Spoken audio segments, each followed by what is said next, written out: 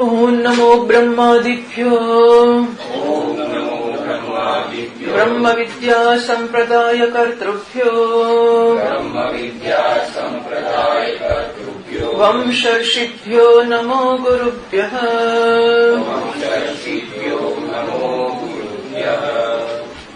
18મી કંડિકા છે. યત્ર એતત સ્વપ્નયાચરતિ દેહસ્ય લોકાઃ તદુતેવ મહારાજો ભવતિ ઉતેવ મહાબ્રાહ્મણઃ ઉતેવોચ્ચાવચં નિગચ્છતિ સ યથા મહારાજઃ જાનપદાન ગૃહીત્વા સ્વે જનપદે યથા કામં પરિવર્તેત એવમેવ એષઃ એતત પ્રાણાન ગૃહીત્વા સ્વે શરીરે યથા કામં પરિવર્તતે. 464 પાન ઉપર ટીકાકારે કહ્યું એતદેવ સાધયતમ શંકયતિ. તો એતદેવ દેહાંતર એવ સ્વપ્ન દર્શનમ, શરીરની અંદર સ્વપ્નનું દર્શન થાય છે સિદ્ધ કરવાને માટે ભાષ્યકારે કહ્યું નાનું પર્યંતિ શયાન પ્રતિપ્રવૃત્તમ આત્માનં પશ્યતિ. પલંગ પર સૂતો જ છે અને રસ્તે જતા પોતાને જુએ છે, એમાં શું ખોટું છે? તો કહે છે કે ના, બહિ સ્વપ્નાન ન બહિ સ્વપ્નાન પશ્યતિ, એ બહાર સ્વપ્નને જોતો નથી. એ કંડિકામાં કહ્યું સ મહારાજ જાનપદાન જનપદે ભવાન રાજ ઉપકરણ ભૂતાન ભૃત્યાન અન્યાંશ ગૃહિત્વા ઉપાદાય. તો મહારાજ છે એ પોતાના પ્રદેશમાં રહેલા જે કંઈ બધા પોતાના પ્રધાનો અમાત્યો અને બધા સેવકો છે એ બધાને સાથે લઈને સ્વે આત્મીય પોતે જે વિજય દ્વારા પ્રાપ્ત કર્યા છે એ સ્થાનોમાં પોતાની ઈચ્છા પ્રમાણે વિચરણ કરે છે. એવમેવ એષા વિજ્ઞાનમય, એવી રીતે જેવી રીતે રાજા કરે છે એવી રીતે આ વિજ્ઞાનમય છે તે પણ પ્રાણાન ગૃહીત્વા જાગૃત સ્થાનેભ્ય સંભૃત્ય. તો પ્રાણાન ગૃહીત્વામાં ગૃહીત્વાનું વિશેષણ એટલે ક્રિયા વિશેષણ થયું. એતદ ગૃહીત્વા એટલે કે આ અત્યારે જયારે સ્વપ્ન જુએ છે ત્યારે ગ્રહણ કરીને, બરાબર? એતદ છે એ ક્રિયા વિશેષણ છે ગૃહીત્વાનું. એટલે કે મૃત્યુ સમયે જે ગ્રહણ કરે છે એ નથી. મૃત્યુ સમયે બધી ઇન્દ્રિયોને મનનું ગ્રહણ કરીને આ શરીર છોડીને બીજા શરીરમાં જાય છે એ નહીં, અત્યારના ગ્રહણની વાત કરીએ છીએ. એ વખતે પોતાના શરીરમાં ઈચ્છા પ્રમાણે વિચરણ કરે છે. કામ કર્મભ્યામ ઉદ્ભાસિતા પૂર્વાનુભૂત વસ્તુ સદૃશી વાસના અનુભવતી ઇત્યર્થઃ. તો કામના અને કર્મથી ઉત્પન્ન થયેલી પહેલા અનુભવેલી વસ્તુઓના જેવી વાસનાઓ, એ વસ્તુઓ નથી હાજર થતી, એ વસ્તુઓના જેવી વાસનાઓથી એના જેવા અનુભવો એ કરે છે. તસ્માત સ્વપ્ને મૃષા અધ્યારોપિતા એવ આત્મભૂતેન લોકાઃ અવિદ્યમાનઃ એવ સંતઃ. આથી નક્કી થયું કે સ્વપ્નમાં જે દેખાય છે એ બધી વસ્તુઓ નથી અને દેખાય છે એક, અને બીજું એ પોતાનામાં અધ્યારોપિત થઈને દેખાય છે. આ બંને વસ્તુ છે. આવું સ્વપ્નમાં નક્કી થયું. તથા જાગૃતિ બી બસ જાગ્રતમાં એવું જ છે, એવું પ્રત્યેતવ્યમ એવું સમજવું જોઈએ. ટીકામાં યોગ્ય દેશ અભાવે સિદ્ધમ અર્થમ દર્શયતી. તો યોગ્ય એટલે કે સ્વપ્નમાં વિચરણ કરવા માટે પૂરતી જગ્યા નથી એવું નક્કી થઈ ગયું. આથી સિદ્ધ થાય છે કે સ્વપ્નમાં બધા જે લોક કર્મ ફળો જુએ છે એ અવિદ્યમાન નથી અને જુએ છે, અને આત્મભૂતત્વેના એ પોતાનામાં આ ધર્મ પોતાના હોય એ પ્રકારે જુએ છે. સ્વપ્નસ્ય મિથ્યાત્વે તદ્દૃષ્ટાંતેન જડત્વાદિ હેતુના જાગૃતસ્યાપી તથાત્મ શક્યમ નિશ્ચેતુમ ઇત્યાહ.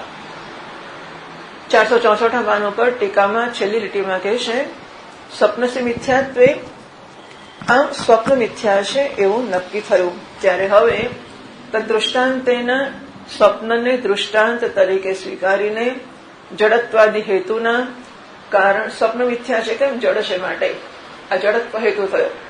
જડત્વાદી હેતુના અને માટે જ્યાં જે જડત્વ હેતુ લાગુ પડશે ત્યાં ત્યાં મિથ્યાત્વ થઈ જશે. એટલે સ્વપ્ન મિથ્યા છે કે જડ છે.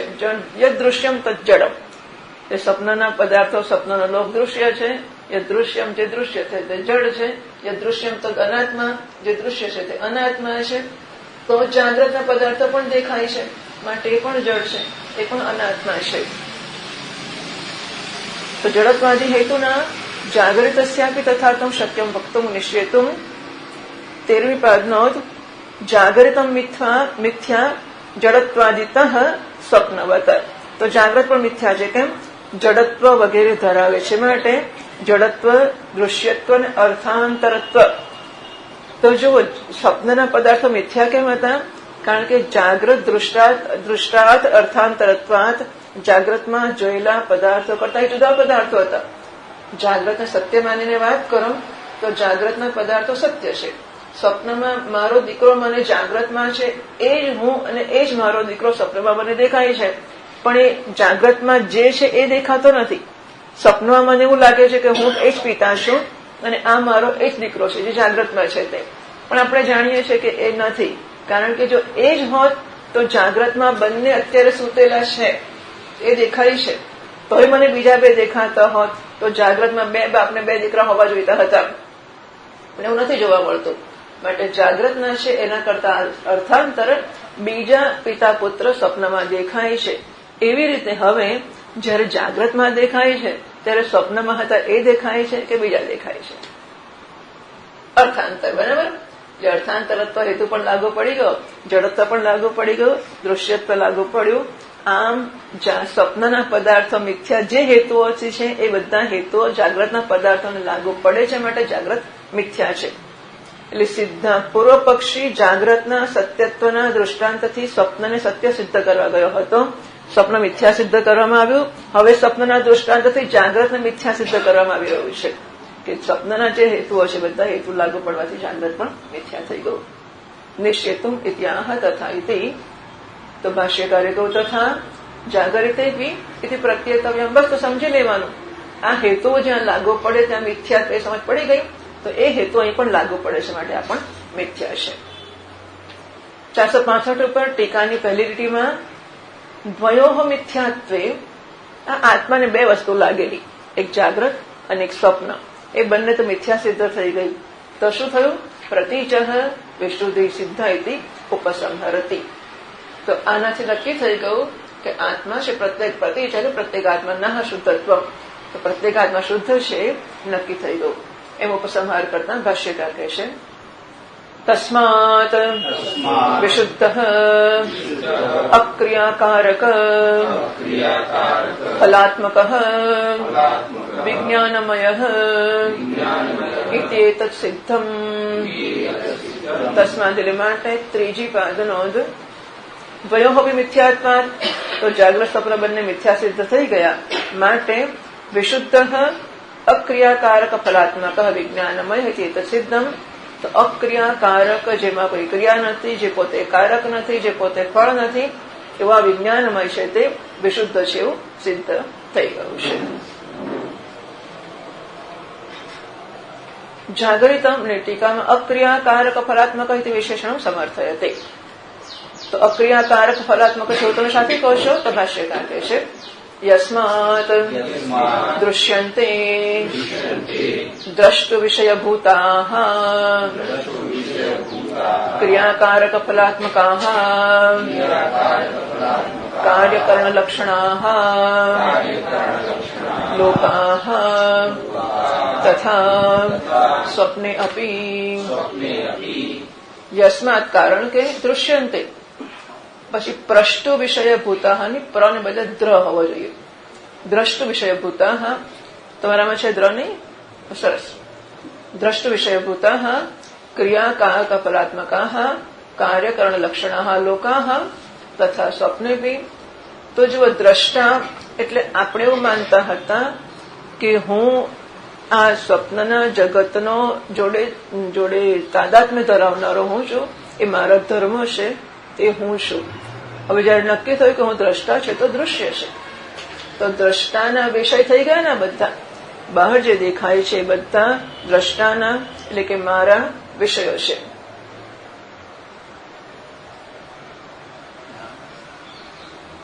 દ્રષ્ટુ વિષયભૂત, અને જે મારો વિષય હોય કે દૃશ્ય હોય એનાથી હું ભિન્ન હોઉં. એટલે હું એ નથી. જો એ હું હોત તો એની અશુદ્ધિ કે એનો સંસારિત્વ મને લાગ્યું હોત. એટલે પ્રશ્ન આગળ એવો હતો કે જાગ્રત સ્વપ્ન કરતા વ્યતિરિક્ત આત્મા સિદ્ધ થયો છે, પણ જાગ્રત સ્વપ્નના ધર્મો વગરનો સિદ્ધ થયો નથી. બરાબર. આ તો ખાલી શંકા જ હતી, કારણ કે ધર્મીનો અધ્યાસ ના હોય તો ધર્મનો અધ્યાસ ના જ હોય. પરંતુ છતાંય એક શંકા કરવામાં આવી, અને મારો અનુભવ પણ છે કે ભલેને સમજ પડી કે હું જાગ્રત સ્વપ્નથી ભિન્ન છું કે વ્યતિરિક્ત છું, પણ સુખી દુઃખી તો છું જ ને. તો સિદ્ધ કરવામાં આવ્યું કે જાગ્રત અને સ્વપ્ન એ બંને ધર્મી હું નથી. જાગ્રત સ્વપ્નના જે લોક છે, કર્મફળો છે, એ કર્મફળો મારા દૃશ્ય છે. એટલે એ મને કોઈ રીતે લાગતા નથી, માટે એના ધર્મો મને લાગતા નથી. જાગ્રત સ્વપ્ન લોકમાં મારું તાદાત્મ્ય નથી, એ ધર્મી હું નથી, માટે એના ધર્મો મારામાં લાગતા નથી, માટે હું શુદ્ધ છું.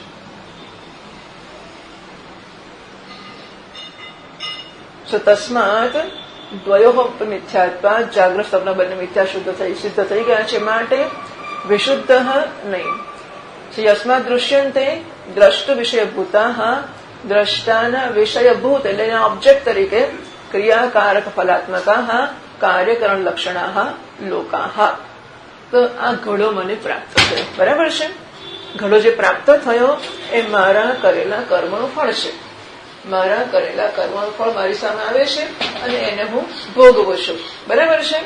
ક્રિયા કારક ફલાત્મકા કાર્યકરણ લક્ષણા લોકા. તો લોક એટલે કર્મફળો છે. કર્મફળો કાર્યકરણ લક્ષણા, હું ક્રિયા કરું છું, એના કરણનો એટલે કે કરણનો કે સાધનનો ઉપયોગ જેમાં કરવામાં આવે છે એવા જે લોક છે. એટલે કે ક્રિયા અને કારક. 465 પાના પર ટીકાની ભાષ્યની ત્રીજી લીટી, 465 પાના પર ભાષ્યની ત્રીજી લીટી. તો લોકા કાર્યકરણ લક્ષણા, ક્રિયા કરીને કરણો દ્વારા જેને મેળવવામાં આવે છે. એટલે કે સ્વર્ગ ધારો કે કર્મફળ છે, તો સ્વર્ગને માટે અગ્નિહોત્ર યજ્ઞ કરવામાં આવે છે. યજ્ઞ કરવાને માટેની સામગ્રી હોય છે. તો કે ન કુર્યાત, કથમ કુર્યાત, કેવી રીતે કરવો, શેના વડે કરવો, એટલે કશાક વડે કરીને કશુંક ફળ કોઈક કરતા પ્રાપ્ત કરે છે. બરાબર છે. એટલે કરતા કારકોની મદદથી ક્રિયા કરે છે અને ફળને પ્રાપ્ત કરે છે. તો સ્વર્ગ કેવી વસ્તુ છે? ક્રિયાકારક ફલાત્મક, એટલે ક્રિયાકારકોની મદદથી કરીને જેને ફળ તરીકે પ્રાપ્ત કરવામાં આવે છે એવો છે.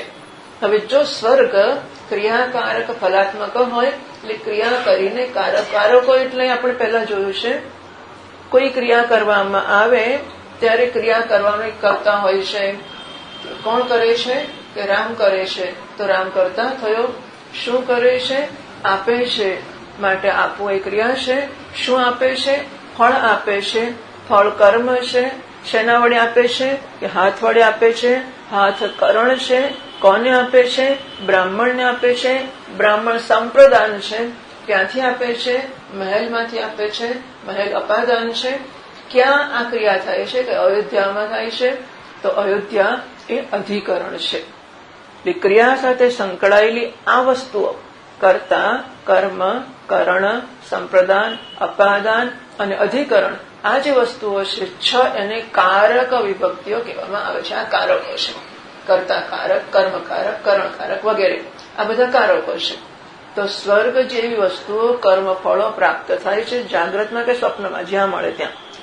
પણ જે કર્મફળ પ્રાપ્ત થયું એ ક્રિયાકારક ફળ લક્ષણ છે. એટલે કારકોની મદદથી ક્રિયા કરવામાં આવે અને ફળ પ્રાપ્ત થાય એ પ્રકારનું કોઈ પણ કર્મફળ ક્યાંય જાગ્રત કે સ્વપ્નમાં એ આ પ્રકારના લક્ષણ વાળું છે. ક્રિયાકારક ફલાત્મકા, એટલે ક્રિયા કરો અને કારકોની મદદથી અને ફળ મળે એનું સ્વરૂપ છે. અને કાર્યકરણ લક્ષણા લોકા, તો કાર્યકરણાત્મક એટલે કરણો કે સાધન રૂપ આ લોક જાગ્રતના છે. કારણ કે વિષય છે.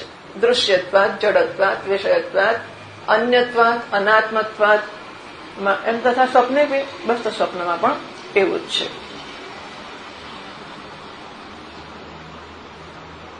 હા, જાગ્રતમ દૃષ્ટાંતિક કૃત્ય દાષ્ટાંતિકમ. હા, જો જાગ્રત મિથ્યા થઈ ગયું છે તો જાગ્રત દૃષ્ટાંત બનાવીને સ્વપ્ન માટે કહું તથા સ્વપ્ને બી સ્વપ્નમાં પણ એવું જ છે. ટીકામાં દ્રષ્ટુ દૃશ્ય ભાવે સિદ્ધિ ફલિતમ આહ. તો નક્કી થઈ ગયું કે હું દ્રષ્ટા છું અને જે કર્મ ફળોને હું ભોગવું છું એ મારા દૃશ્ય છે.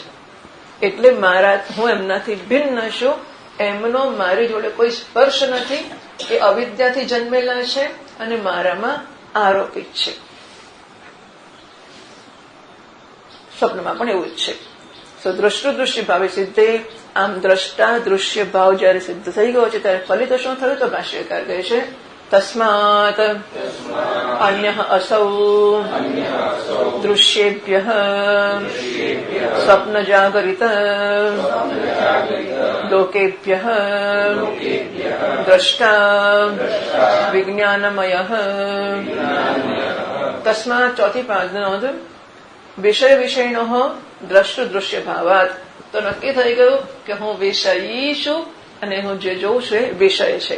હું દ્રષ્ટા છું અને કર્મ ફળો કે લોકો જે અનુભવું છે એ દૃશ્ય છે.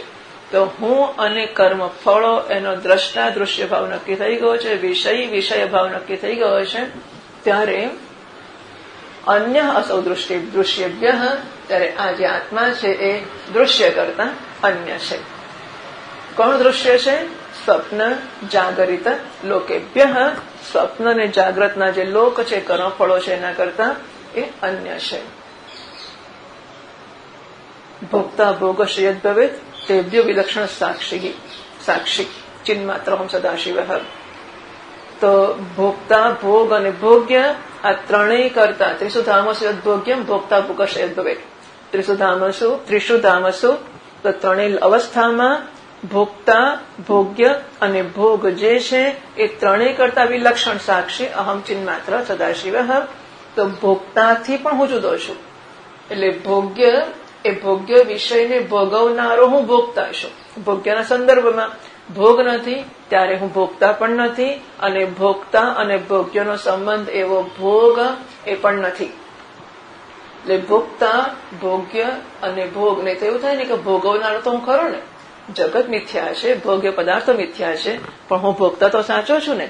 હું સાચો છું, ભોક્તૃત્વ સાચું નથી. ભોક્તૃત્વ મારા પર કલ્પિત છે. હું દ્રષ્ટા છું જગતનો, જગત દૃશ્ય છે, હું દ્રષ્ટા છું, હું સાચો છું. દ્રષ્ટૃત્વ આરોપિત છે. એ દૃશ્ય છે ત્યારે હું દ્રષ્ટા છું, એ દૃશ્ય નથી ત્યારે હું છું, હું દ્રષ્ટા નથી. આમ આ બધી વસ્તુઓ કલ્પિત છે, આરોપિત છે. માટે અહમ અન્ય દૃશ્યેભ્ય સ્વપ્ન જાગૃત લોકેભ્ય. તો સ્વપ્ન અને જાગ્રતના લોક કે બધા જ કર્મફળો એ દૃશ્ય છે. એમના કરતા અન્ય હું છું, હું દ્રષ્ટા છું, હું વિજ્ઞાનમય છું, હું ચૈતન્ય સ્વરૂપ છું. અન્યત્વ ફલમ કથયતી. હવે જયારે એવું નક્કી થયું કે જાગ્રત સ્વપ્નના દ્રષ્ટા દૃશ્ય અને દર્શન કે ભોગતા ભોગ્ય અને ભોગ કે શ્રોતા શ્રવણ શ્રોતવ્ય બધા કરતા હું જયારે ભિન્ન જેવું નક્કી થયું ત્યારે શું ફળ મળ્યું? ભાષ્યકાર કહે છે વિશુદ્ધ. ફળ એ છે કે હું વિશુદ્ધ છું.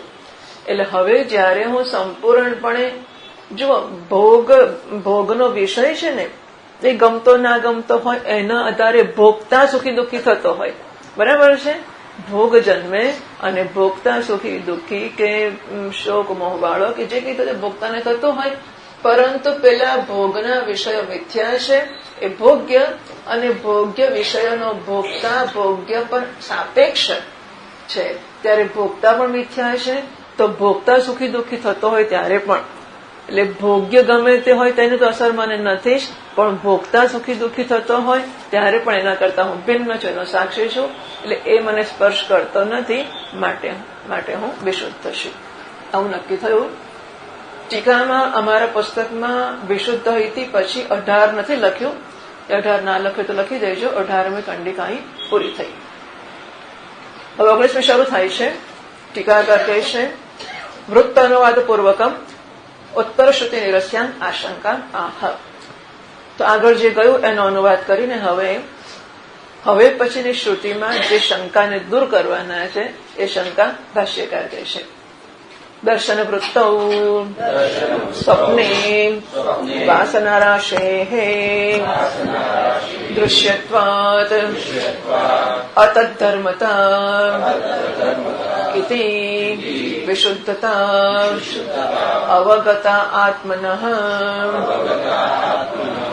દર્શન વૃત્ત સ્વપ્ને વાસના પ્રયુક્ત જ્ઞાન અધિકરણે, તો વાસનાથી જન્મતું જ્ઞાનનું અધિકરણ એવી દર્શન વૃત્તિમાં સ્વપ્નમાં, એટલે કે જ્યાં સ્વપ્ન છે એવી સુષુપ્તિમાં દર્શન વૃત્ત સ્વપ્ને વાસના રાશે દૃશ્યત્વાદ વાસના રાશે હે. તો જે વાસનાઓનો સમૂહ આખા જગતને ઉત્પન્ન કરે છે એ બધું, રાશિ એટલે સમૂહ, આ બધું છે એ દૃશ્ય છે. માટે અને હું દ્રષ્ટા છું, જો દ્રષ્ટા છું એવું કહેવાનો અર્થ એવો નથી કે હું દ્રષ્ટા છું. હું દ્રષ્ટા છું એવો કહેવાનો અર્થ એટલો છે કે એના કરતા સ્વતંત્ર છું, ભિન્ન છે. બરાબર છે? દૃશ્ય જગત દૃશ્ય છે, કર્મફળો દૃશ્ય છે, અને હું દ્રષ્ટા છું. તો દ્રષ્ટામાં પણ દૃશ્યના સિમ્પેથેટિક સહાનુભૂતિજન્ય રિએક્શન્સ કે પ્રતિભાવો દેખાશે. એ પ્રતિભાવોથી પણ હું મુક્ત છું. એટલે દૃશ્યથી ભિન્ન છું એટલું જ નહીં, દૃશ્યના ધર્મોથી અસ્પૃષ્ટ છું એમ. એટલે હું દૃશ્ય પણ નથી, દૃશ્યના ધર્મો પણ મને સ્પર્શ કરતા નથી.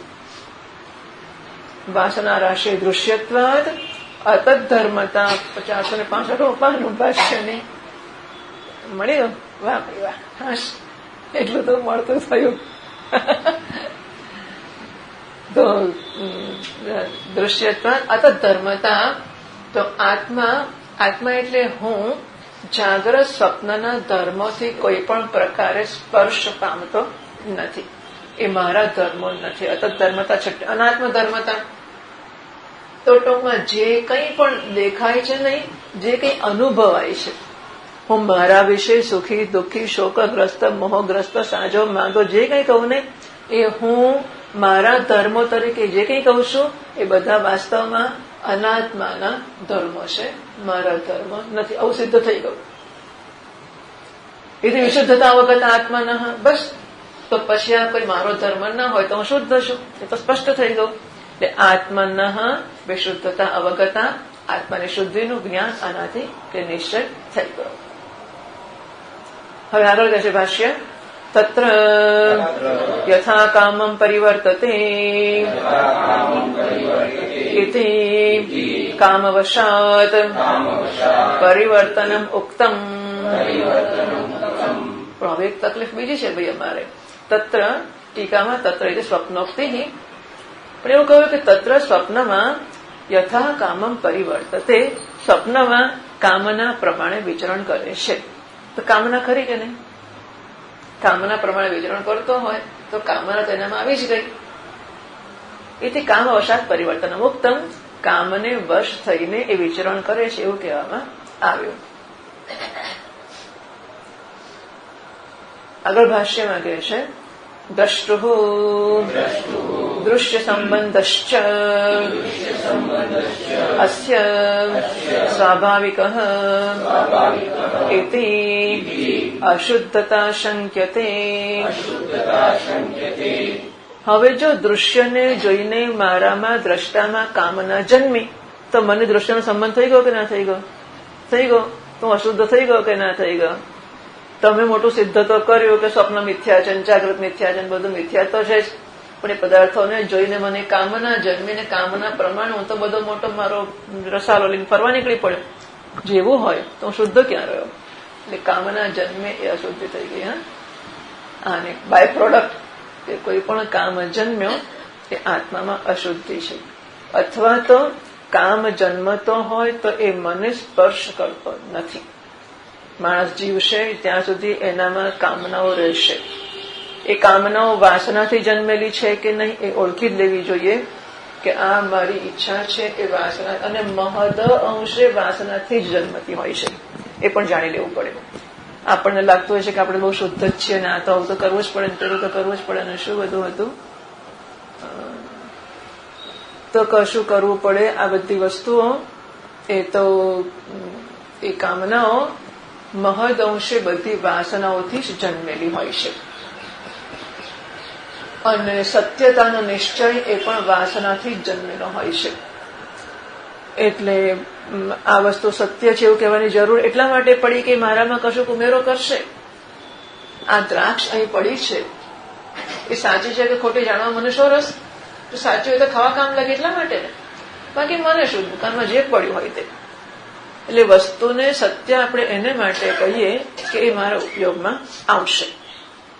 તો સત્યતાને આપણે ચર્ચા કરી કે સત્ય કોને કહેવાય? અબાધિતમ સત્યમ, ત્રિકાલાબાધિતમ, ત્રણેય કાળમાં જેનો બાધ ના થાય એ જ સત્ય છે. એના સિવાયની વસ્તુને સત્ય કહેવાની ઈચ્છા મને શાથી થાય છે? એ હું મને પૂછું કે હું જયારે કહું કે જ્ઞાની પુરુષ સત્ય છે એટલે શું? સત્ય છે એટલે શું?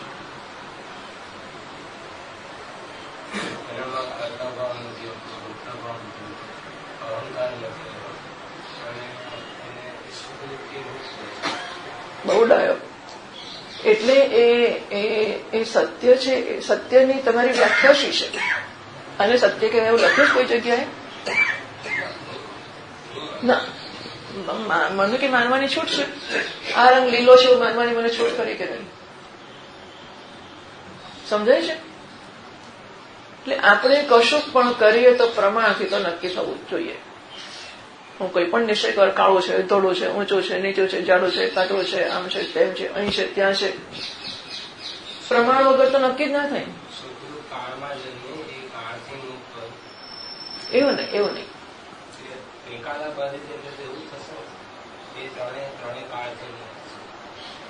ત્રણેય કાળથી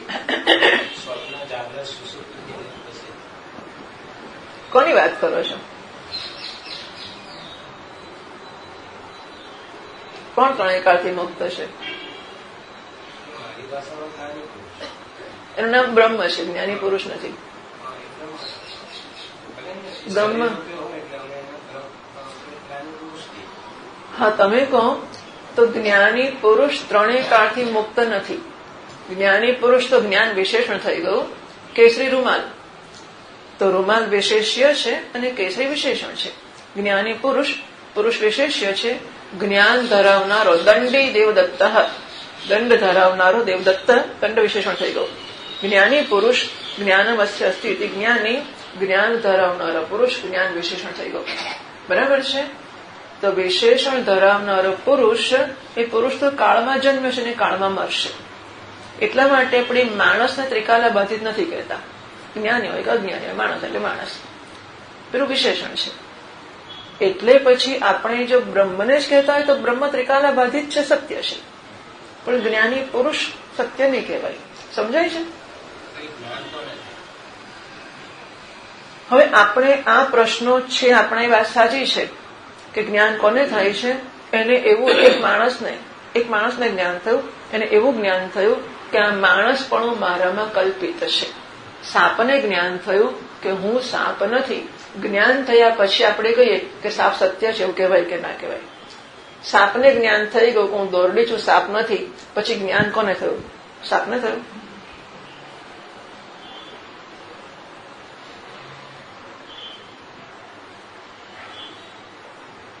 શું કહે છો? સાપને જ્ઞાન થઈ ગયું કે હું દોરડી છું. પછી આપણે વાત કરવી હોય તો શું કરીશું? સાપને જ્ઞાન થઈ ગયું એવું કહેવાશે? જ્ઞાની પુરુષ બ્રહ્મ હતો જ ખરું ને? એટલે સાપને જ્ઞાન થતા પહેલા સાપ હતો, જ્ઞાન થતા પહેલા માણસ હતો. એને જ્ઞાન થઈ ગયું કે માણસ નથી, એટલે જ્ઞાની પુરુષ પણ જતું રહ્યું. કરી વાત છે. એટલે આપણી સત્યની વ્યાખ્યા શું થઈ ગઈ? ત્રિકાલા બાધિતમ સત્યમ, ત્રણેય કાળમાં બાધિત ના થાય એ સત્ય. અને માત્ર બ્રહ્મને જ લાગુ પડ્યું, એ સિવાય કશાને લાગુ ના પડ્યું. બરાબર છે? આપણે વાત કામનાની કરતા હતા.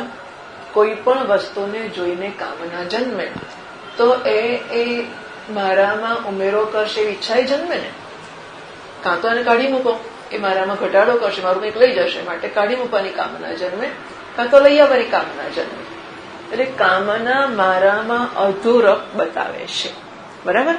કામના મારામાં અધૂરા જે પૂર્ણ છે એને કશું ઓછું થશે એવી ચિંતા, નદીને સુકાઈ જવાની ચિંતા, ખાબોચાને સુકાઈ જવાની ચિંતા, કે લોકો પાણી ભરી જશે, ખાબોચું રહેશે જ નહીં. સમુદ્રની ચિંતા છે. જો આખો મોટો સૂર્યને જેટલું ફાવે એટલું લઈ જાય, અને નદીઓ પાણી ના આવે તો સમુદ્ર નદીમાં જાય પાછો. જેને જેટલું પાણી જોઈએ એટલું લઈ જાય, અને જેને જેટલું આપવું એટલું આપી જાય. સમુદ્રને છલકાવાની ચિંતા નથી, સમુદ્રને શોષાઈ જવાની પણ ચિંતા નથી. બરાબર છે. આપૂર્યમાણ મતલબ પ્રતિષ્ઠમ સમુદ્ર માપ પ્રવેશંતિ અદ્ભુત તદ્વત કામાયમ પ્રવેશંતિ સર્વે સર્વે કામાયમ તદ્વત પ્રવેશંતિ. તો સમુદ્રમાં પાણી પ્રવેશે એમ જેની અંદર કામનાના વિષયો પ્રવેશે છે અને જેનામાં વધઘટ કરતા નથી. વિહાય કામાન્ય સર્વાંતુનામ શર્ત નિસ્પૃહ, કામના છોડીને જે વ્યવહાર કરે છે. તો કામનાનું હોવું સામાન્ય રીતે અધૂરપ દર્શાવે છે.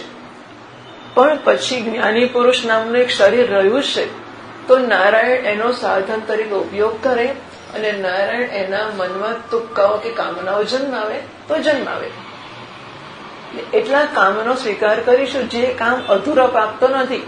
પણ જો એ કામ એના મનમાં ચંચળતા જન્માવે, વિક્ષેપ જન્માવે, ક્યારે પૂરું થશે, ક્યારે પૂરું થશે, નહીં થાય તો મારું શું થશે. આજે સામાન્ય રીતે આપણા મનમાં કામો જન્મતા હોય છે ને, તે આપણને વિક્ષિપ્ત કરી નાખે છે, એને પૂરા કરવા માટે વ્યગ્ર કરી દે છે. જોડે જોડે એ પણ ઉતાવળ કરે, એ પણ વ્યગ્ર થાય તોય વાંધો નથી. એને પોતાનામાં ઉમેરો કે ઘટાડો કરવાનો નથી. બસ વસ્તુ આટલી છે કે એને એના પોતાનામાં એનાથી કોઈ ઉમેરો પણ નથી કરવો, પોતાનામાં એનાથી ઘટાડો થશે એ પણ શક્યતા નથી. આ પોતાની પૂર્ણતાને અકબંધ રાખીને એનામાં કામ જન્મે ને કામની પૂર્તિ થાય વાંધો નથી. પણ આપણામાં જે કોઈ કામો જન્મે છે એ વાસનાથી જ જન્મે છે, એવી આપણે એકંદરે માહિતી રાખવી જોઈએ. We need not take for granted. એટલે આપણે એવું માની લેવાની જરૂર નથી કે અમારા કામ તો શુદ્ધ છે અને પરમાત્માની કૃપાથી થયેલા છે, બાકી મને કશોય વાંધો નથી. એમાં શું, નહીં થાય તોય વાંધો નહીં, થાય તોય વાંધો નહીં. એકંદરે આપણે એટલા બધા વેરી વેલ ટુ ડુ, એટલે આપણી મૂળભૂત જરૂરિયાતો કરતા ઘણા વધારે વસ્તુઓ પોઝેશન ધરાવનારા છીએ, અને આપણને આપણી વસ્તુમાંથી કાન ખજૂરાનો એક પગ તૂટ્યો પોઝેશન ના તૂટ્યો એવી સ્થિતિ હોય છે આપણી, કે જરા ધારેલું ના થાય તો આપણને જરાય આમ ઉછરડો પડે એવો નથી, અને કશું મળે તો એમાંથી મોટો હરસ થઈ જાય એવું નથી. એટલે એકંદરે આપણે આપણા કામો આપણામાં વધઘટ નથી કરતા એવું માનીએ ખરા, માનવા પ્રેરાઈએ, પણ એવું નથી હોતું. જુઓ, એક સામાન્ય દાખલો આપો. જયારે મને કહેવામાં આવે તમે આજે મંદિરે જજો ને, તો મારે શું કહેવાનું? હાજી. મને કોઈ વડીલ કે કોઈ સૂચના આપે કે આજે મંદિરે જજો, તો મારે શું કહેવાનું? હાજી, એટલું જ કહેવાનું. આમ તો રોજ જતો જ તો, પહેલા ઘણા વર્ષોથી જતો હતો, પણ આજે જ મારાથી જવાયું નહીં, બાકી હું ચાલો જઈ આવીશ આજે. હાજીને બદલે આટલું કહેવાની જરૂર કેમ પડી? મારે આજે ચોથ છે, તમારે છે? ના, મારે નથી. હું તો વર્ષોથી કરતો જ તો, આ ઘણા વર્ષો સુધી કર્યું. હવે તબિયત સારી રહેતી નથી ને, માંદા પડી જવાય છે, એટલે પછી હું ઉપવાસ નથી કરતો. એટલું કહેવાની જરૂર કેમ પડી? કે કારણ ખરું કે નહીં?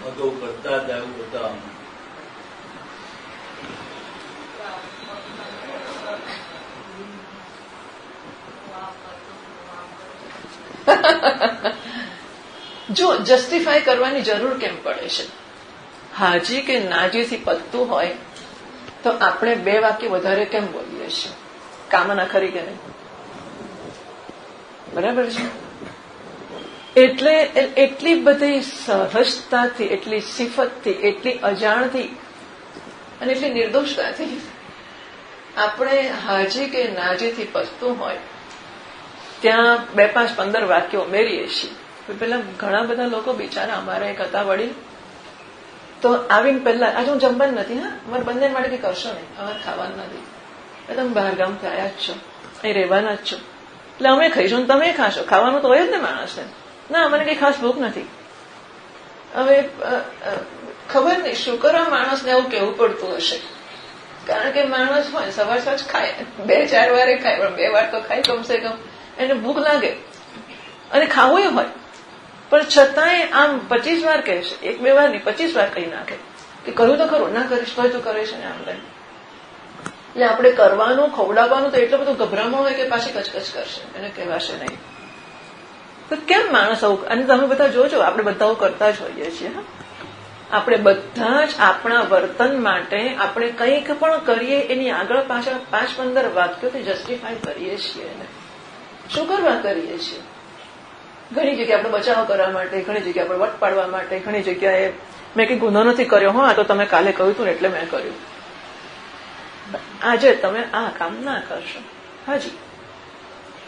પણ આપણે કેમ 5-15 વસ્તુ ઉમેરીએ છીએ અંદર? આ પણ કામનાઓ છે.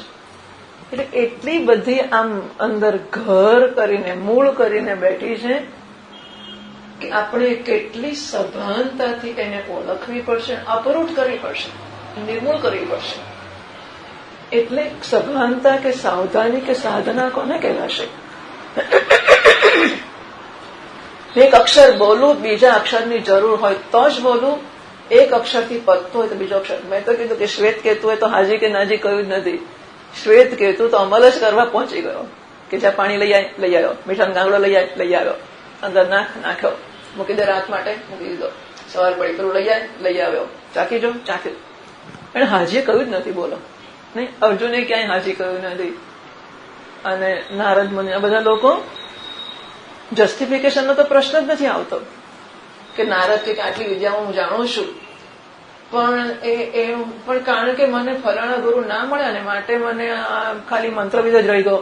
આત્મવિદ ના થયો. મંત્રવિદ એવાસ્મિન આત્મવિદ, તો મંત્રવિદ છું, આત્મવિદ નથી. કેમ એવું રહી ગયું એનું જસ્ટિફિકેશન આપવા તૈયાર નથી.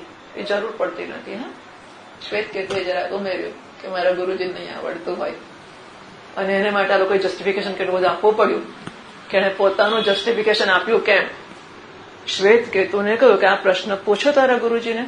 ના, એટલું જ કહેવાનું હતું ને, મારા ગુરુજીને નહીં આવડતું હોય ને એટલે જ પછી એમણે મને કહ્યું નહીં હોય.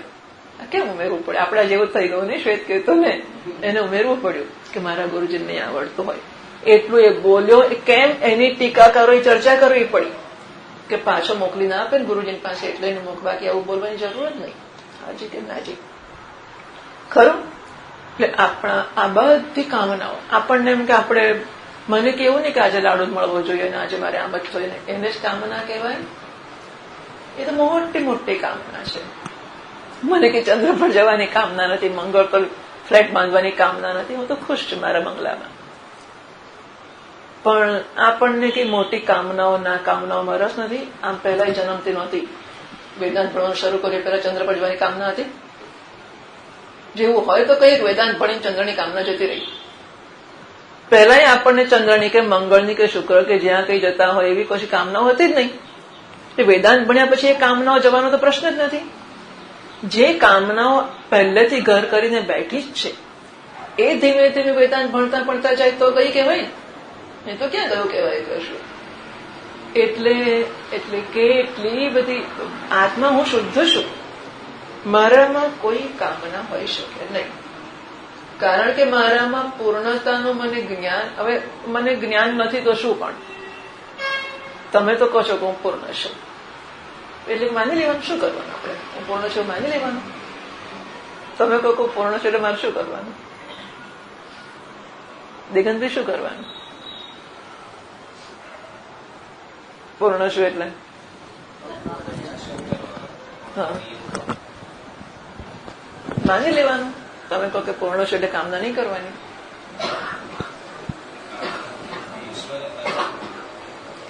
સારું તો પૂછું છું તો ખબર પડે છે કે શું શું ચાલે છે. બોલો, ઈશ્વરે કામના તો કરી એટલે આપણે તો ઈશ્વરે અધૂરો જ હતો ને, નહોતો અધૂરો. આપણે કામના કરીએ તો આપણે અધૂરા ખરા કે નહીં?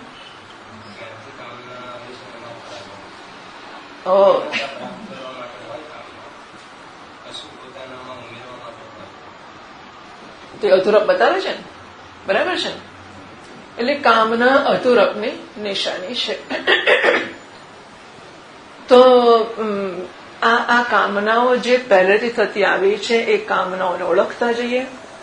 અને એટલે હું પૂર્ણ છે એવો નિશ્ચય છે. શાસ્ત્રોએ કહ્યું છે, મહાત્માઓએ કહ્યું છે, અને ઇટ મેક સેન્સ. મારી બુદ્ધિમાં ઉતરે છે, વાત સાચી છે, હું પૂર્ણ છું. પછી એક પણ કામના જન્મ્યાનું પૂછું શું કામ છે. જરા આંટો મારી આવીએ તો કેવું, જરા ઇન્ટરનેટ ચાલુ કરીએ તો કેવું, જરા યુટ્યુબ પર જોઈએ તો કેવું, જરા ફોન કરીએ તો કેવું. આવું થાય બધું. બેઠા ભણતા હોય તો ઉઠીને આંટો મારવાનો, જરાક ચક્કર મારીએ. દરેક વખત પૂછીએ કેમ ચક્કર મારવું છે. ફ્રીજ ખોલે, કશું કારણ નહીં, એમ ખોલીને બંધ કરી દે. તો 2-4 કલાક કંઈક કામે બેસો એટલે ખબર પડે કે કેવું બેસાય છે અને કેવા અંદરથી તરંગો ઉઠે છે. ઉઠે ને રસોડામાં આંટો મારે, ફ્રીજ ખોલીને બંધ કરી દે. પાણી પીને બસ ઉઠીને એક ઘૂંટડો પાણી પીએ, મૂકી દે, પાછો બેસે 5 કલાકે પાછો એક ઘૂંટડો પાણી પી આવે. જો આ બધી વસ્તુઓ કેમ જન્મે છે? એક વાસ્તવિકતા એવી છે કે આ પણ મશીન છે અને મશીનને ચાલતા ચાલતા થોડા પરિવર્તનની કે ચેન્જની કે આરામની જરૂર પડે. એમ કહે છે કે આંખોથી વાંચતા હોય તો થોડી વચ્ચે વચ્ચે આમ આમ કરી લેવું, જયારે લીલોતરી હોય તો બહાર જોઈ લેવું. આંખને આરામની જરૂર છે. એમ મગજ પણ ચાલતું હોય તો એને આરામની જરૂર પડે કે વિષયાંતરની જરૂર પડે. વિષયાંતર પણ આરામ છે માટે જરાક ચેન્જ આપી દઈએ એ એક વસ્તુ છે.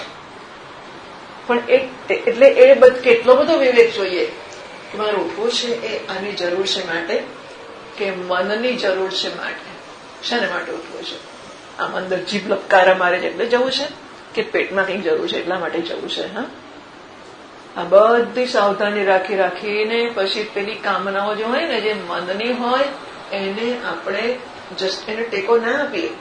ચાલ હમણાં, અને પાછળ દાદાગીરી નહીં, 5 મિનિટ પછી જઈશું. હા ચાલો આટલું વાંચી લઈએ, આમ કરી લઈએ, પેલું એમ કરતા કરતા કરતા અભ્યાસ વધારતા જઈએ, કામનાઓમાંથી મુક્ત થતા જઈએ. બરાબર? આ બધી સાધના છે વેદાંતમાં. જો કામના જન્મી ગઈ તો અશુદ્ધિ આવી ગઈ. બરાબર? એટલે વસ્તુને જોઈ અને મન થયું આમ તોડવાનું, સૂંઘવાનું, ચાખવાનું, બસ તરત મન થઈ ગયું. આ બધી વસ્તુઓ જોડે જોડે નેસેસરીલી અધૂરપ બતાવે છે. It can very well be habitual. માત્ર તોડીને ફેંકી દે પણ તોડે. ગુલાબ જોઈને તોડ્યા વગર રહેવાય જ નહીં. કંઈક ફૂલ જોયું, કંઈક ફળ જોયું, કશું. તો હેબિચ્યુઅલ વસ્તુ એકવાર કામનાથી જન્મી હતી. શરૂઆતમાં હું કામનાથી કરતો હતો, પછી કામના છે કે નહીં એ પૂછ્યા વગર હું ટેવથી તોડી લઉં છું. આ બધી વસ્તુઓમાંથી મુક્તિ. રસ્તે ચાલતા હોય ને આમ ઝાડ પર આમ લાકડી મારતા જાય, પેલું તોડતા જાય, બસ આવું. છોકરાઓ નાના હોય, યુવાનો હોય, બધું કરતા હોય. તો મારી એક ચેષ્ટા વિશે હાથ ઉભો થયો કે ના થયો, બોલ્યો કે ના બોલ્યો, મોઢું નાકે સૂંઘ્યું કે ના સૂંઘ્યું. કારણ આ લોકો તો યોગીઓ એટલી સિદ્ધિ પ્રાપ્ત કરી કે નાકને સૂંઘવાની છૂટ આપે તો જ સૂંઘે, કાનને સાંભળવાની છૂટ આપે તો જ સાંભળે. હા, આવી સિદ્ધિઓ યોગીઓ પ્રાપ્ત કરતા હોય છે. હા, જરૂરી છે. અરે વાહ, તો ભાઈ કરી નાખવું પડશે. હા, આપણે પણ અનુભવ છે જેવો કે આપણે વાંચતા હોઈએ અને અંદર શીરો શેકાય, પછી શીરો શેકાયો, પછી આપણે આમ શ્વાસ લઈએ અને પછી કહીએ કે શેકાયો, તો ત્યાં લગી શ્વાસ નહોતા લેતા આપણે. પણ આપણું મન નહોતું ને એટલે સુગંધ ઓળખાતી નહોતી. એટલે નાક તો ખુલ્લું જ છે, એને બંધ કરવાની છૂટ નથી. છતાં પણ નાકમાંથી આવતી સુગંધની ખબર ના પડે એવું બને. અન્યત્ર મનઃ અભુવમ ના શ્રૌષમ, અન્યત્ર મનઃ અભુવમ ના દર્શમ. મન બીજા હતું, આ બધું થઈ શકે છે. બરાબર? એટલે આપણા વ્યવહાર વિશેની સાવધાની, એક ચેષ્ટા વિશેની, ઉઠવું, બોલવું, ચાલવું, કેમ હું ઝડપથી ચાલું છું, કેમ હું ધીમો ચાલું છું, કેમ આવું કરું છું, કેમ પેલું કરું, કેમ હું ઢળી પડું છું, કેમ ટેકો દઉં છું, કેમ આવું, જે કઈ કરતો હોય તે આપણે આ બધી વસ્તુ આવું છે. અઘરું સહેલું જે છે તે છે, પણ આ પ્રકારની સાવધાની રાખવી જ પડશે. તો આપણી ચેષ્ટાઓ અને વર્તનોની સાવધાની થશે ને ત્યારે પછી વિચારની સાવધાની આવશે કે અમુક વિચાર કરવા ને અમુક ના કરવા, અમુક વિચારોને આવવા ના દેવા, અમુક વિચારોને ટેકો આપવો, અમુકને ના આપવો. આપણે તો ત્યાં સાવધાની લાવવાની છે. કારણ કે મિથ્યા વિચારથી સંસાર બન્યો છે, ખોટા વિપરીત જ્ઞાન, વિપરીત વિચારથી સંસાર બન્યો છે. અને માટે વિપરીત વિચારધારાને રોકવાની છે અને ઉલટાવવાની છે. એને આપણે આપણી ઈચ્છિત ધારામાં પ્રવાહિત કરવું છે. અને એને માટે આપણે ભૌતિક વ્યક્તિત્વથી શરૂઆત કરવી પડશે કે વસ્તુ સામે પડી છે અને ભૂખ લાગી છે તો પણ હું કહું તો જ ખાય, નહીં તો ના ખાય. વસ્તુ પડી છે સામે અને બહુ ભૂખ લાગી છે અને ભાવતીમાં ભાવતી વસ્તુ છે અને ખાસ આગ્રહ કરીને મને પીરસે છે કે તમારે માટે ખાસ બનાવ્યું છે અને ખાઓ. બેઠા પછી 15 મધ્ય હજુ બાકી છે ત્યાં સુધી નહીં ખાવાનું, બ્રહ્માર પણ બાકી છે નહીં ખાવાનું. સામેથી ખાવાનું શરૂ નથી કર્યું, બ્રહ્માર પણ થયું, કોઈ મોટું વાત કરવાઈ ગયું, પેલો વાત કર આપણું ટાળું પડી ગયું હોય બેસી રહેવું પડે, નહીં ખાવાનું. તો આ બધી વસ્તુઓ અત્યંત સભાનતા કે કાળજી માગશે અને વ્યક્તિત્વ એ પ્રકારનું થશે ત્યારે પછી જઈને પેલી સાવધાની ઉપર પહોંચી શકાશે જે અનિવાર્ય છે. તો એથી અશુદ્ધતા શંક્યતે, અશુદ્ધિ થઈ ગઈ આત્માની. 7મી પાઠનોદ દૃશ્યથી સંબંધસ્ય દ્રષ્ટુ સ્વાભાવિકત્વાત. તો દ્રષ્ટાનો દૃશ્ય સાથેનો સંબંધ સ્વાભાવિક છે જ કે દૃશ્ય જુએ એટલે દ્રષ્ટામાં એને અનુરૂપ ફેરફારો થવાના છે. કમસે કમ પહેલા એ ઘટ દ્રષ્ટા હતો, પછી પટ દ્રષ્ટા થયો, પછી વૃક્ષ દ્રષ્ટા થયો, પછી પુષ્પ દ્રષ્ટા થયો, તો ક્ષયનો દ્રષ્ટા એ ફેર પડ્યો ને એની અંદર. આમ દૃશ્યને અનુરૂપ ફેરફાર એનામાં થવા સ્વાભાવિક છે. ટીકામાં કામાદિ સંબંધશ્ચ, હા દ્રષ્ટુ દૃશ્ય સંબંધશ્ચ, આ જે ચ છે એ કામાદિ સંબંધ ચકારાર્થ. તો એક તો એનો દૃશ્ય સાથે સંબંધ થયો અને બીજું કામના સાથે પણ સંબંધ થયો, દ્રષ્ટા કામી પણ બની ગયો. આ સ્વાભાવિક છે. ટીકામાં નિવર્ત્ય શંકા સદભાવાત નિવર્તકાંતર શ્રુતિ પ્રવૃત્તિ પ્રતિજાનીતે. તો આપણે જે શંકાને દૂર કરવી છે એવી કોઈ શંકા છે. કઈ શંકા? આગળ નક્કી કર્યું કે આત્મા સૂક્ષ્મ સ્થૂળ શરીરથી વ્યતિરિક્ત છે. એ આગલી કંડિકામાં 16માં નક્કી કર્યું. 17માં 18માં નક્કી કર્યું કે આત્મા સ્વપ્ન જાગ્રતના લોક છે એ મિથ્યા છે માટે શુદ્ધ છે. એટલે આત્મા વ્યતિરિક્ત છે, શુદ્ધ થઈ ગયો. આત્મા શુદ્ધ છે, સિદ્ધ થઈ ગયો. એ બંને થયા પછી પાછી શંકા પડી કે પણ કામના સંબંધથી આત્મા વિશુદ્ધ મટીને અશુદ્ધ થઈ ગયો કે નહીં. તો આ શંકા છે માટે એની નિવૃત્તિ કરવા માટે હવે પછીની કંડિકા કે શ્રુતિ છે એ શ્રુતિની પ્રવૃત્તિની પ્રતિજ્ઞા ભાષ્યકાર કરે છે. અતઃ તદ્વિશુદ્ધ્યર્થમ આહ. અતઃ અને માટે 8મી પાદનોદ નિવર્ત્ય શંકા સદભાવાત, જેને દૂર કરવાની છે એવી શંકા છે માટે તદ્વિશુદ્ધ્યર્થમ 9મી પાદનોદ આત્મવિશુદ્ધ્યર્થમ. તો કામના જન્માવથી આત્મા અશુદ્ધ થઈ ગયો એક, એને માટે આ કંડિકા છે 19મી. અથવા શંકિત અવિશુદ્ધિ નિવૃત્ત્યર્થમ. એટલે અમારા પુસ્તકમાં શંકિતા પછી શબ્દ વચ્ચે અંતર છે ને પછી વિશુદ્ધિ છે એ જોડી દેવું જોઈએ. શંકિતા અવિશુદ્ધિ નિવૃત્ત્યર્થમ આખો એક સમસ્ત પદ છે. તો શંકિત અવિશુદ્ધિ એવું થશે. શંકિત અવિશુદ્ધિ નિવૃત્ત્યર્થમ, અવિશુદ્ધિ આત્મામાં જે શંકિત કરવામાં આવી કે શંકા કરવામાં આવી એની નિવૃત્તિ માટે હવે પછીની કંડિકા છે. હવે આ જગ્યાએ આપણે એક ક્રોડપત્ર જોવાનું છે. પછીના પાના પર 466 પાના ઉપર નીચેના ભાગમાં જૂના પુસ્તકમાં નીચેથી 9મી લીટી છે. ક્રોડપત્રમાં સૌથી નાના અક્ષરો નીચે છે, એમાં નીચેથી 9મી લીટી. વચ્ચેના ભાગમાં અશુદ્ધતા શંક્યતે ઇતિ. મળ્યું બધાને? અશુદ્ધતા, વાહ બહુ સરસ, હા ફટાફટ મળવા માંડ્યું. અશુદ્ધતા શંક્યતે ઇતિ. બરાબર, નવા જૂના બધાને મળી ગયું. આ 307 થી 312 વાર્તિક છે. 307 થી 312 મળ્યું તમને? તો પૂછ્યું જ નહીં આપણે. 315 ઉપર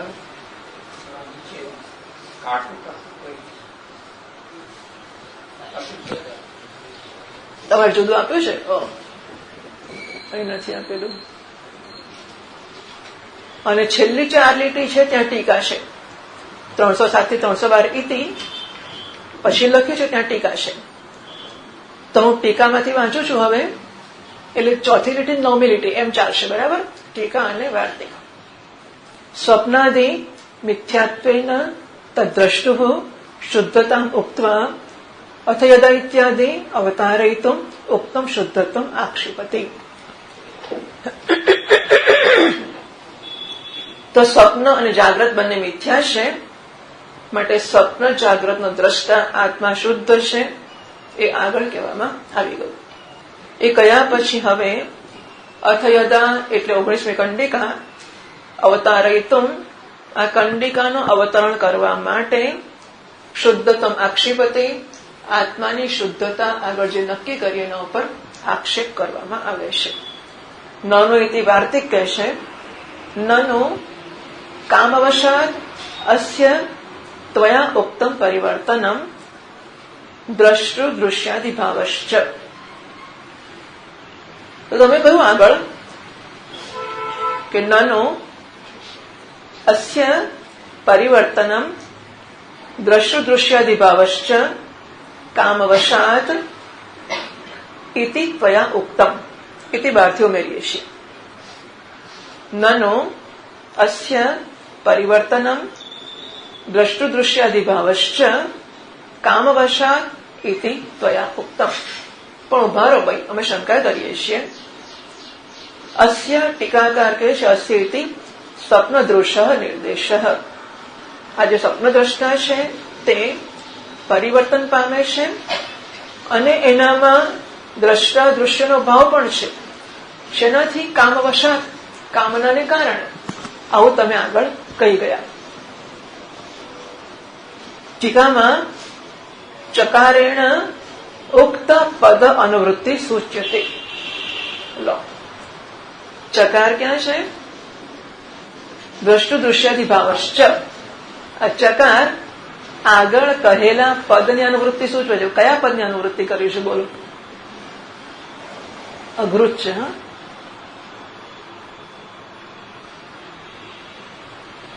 જો આપણે ગુજરાતી કરી ગયા વાક્યનું એટલે ઓળખાય એવું છે.